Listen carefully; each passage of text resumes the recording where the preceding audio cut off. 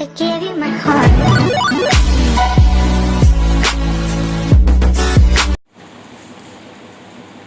प्यारे विद्यार्थियों, सुभाशीष, मैं शमशेर सिंह आज कक्षा 11 के इस वीडियो के साथ उपस्थित। आज हम पढ़ रहे हैं महादेव वर्मा। महादेव वर्मा देखिए छायावादी कवियत्री हैं और जो छायावाद के 4 स्तंभ हैं उनमें उनका प्रमुख स्थान है। आज हम उसका वर्णन कर उसके जीवन परिचय पढ़ते हैं, उसके बाद इसकी रचना को पढ़ेंगे। महादेव वर्मा का जन्म फर्रुखाबाद उत्तर प्रदेश में हुआ और प्रारंभिक शिक्षा इंदौर में हुई।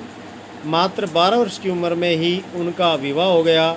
प्रयाग विश्वविद्यालय से उन्होंने संस्कृत में एमए किया। तत्पश्चात उनकी नियुक्ति प्रयाग महिला विद्यापीठ में हो गई, जहाँ वे लंबे समय तक प्राचार्य के पद पर कार्य करती रहीं। उनके जीवन और चिंतन पर स्वाधीनता आंदोलन और गांधी जी के विचारों के साथ साथ गौतम बुद्ध के दर्शन का गहरा प्रभाव पड़ा। महादेव जी भारतीय समाज और हिंदी साहित्य में स्त्रियों को उचित स्थान दिलाने के लिए विचार और व्यवहार के स्तर पर जीवन भर प्रयत्नशील रही। यानी उन्होंने हर तरह से नारी जीवन को उचित मार्गदर्शन देने के लिए, उचित स्थान दिलाने के लिए पुरजोर कोशिश की। उन्होंने कुछ वर्षों तक चांद नाम की पत्रिका का संपादन भी किया, जिसके संपादकीय लेखों के माध्यम से उन्होंने भारतीय समाज में स्त्रियों की पराधीनता के यथार्थ और स्वाधीनता की आकांक्षा का विवेचन किया है। महादेव वर्मा के काव्य में जागरण की चेतना के साथ स्वतंत्रता की कामना और दुख की अनुभूति के साथ करुणा का बोध भी दूसरे छायावादी कवियों की तरह उनके गीतों में भी प्राकृतिक सौंदर्य के कई रूप मिलते हैं।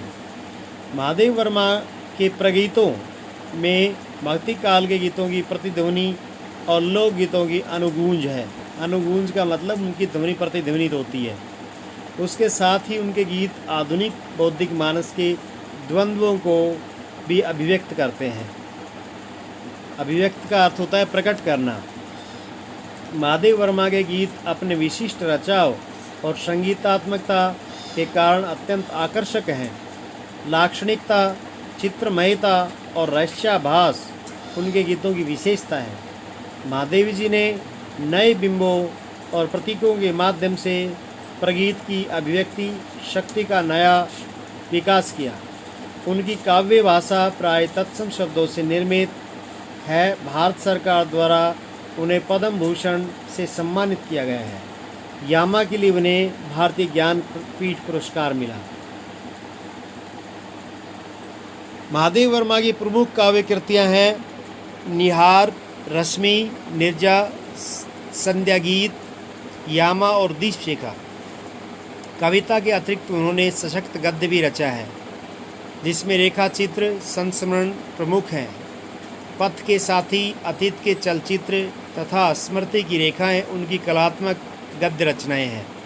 श्रृंखला की कड़ियों में महादेव वर्मा ने भारतीय समाज में स्त्री जीवन के अतीत, वर्तमान और भविष्य का मूल्यांकन किया। अतीत का अर्थ होता है भूतकाल।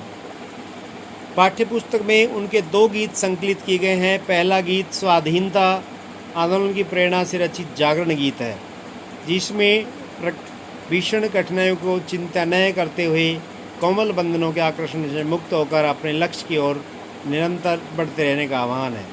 मोहमाया के बंधन से जकड़े मानव को जगाते हुए महादेवी ने कहा कि जाग तुझको दूर जाना। इस प्रकार हमने ये महादेव वर्मा का जीवन परिचय और जाग तुझको दूर जाना की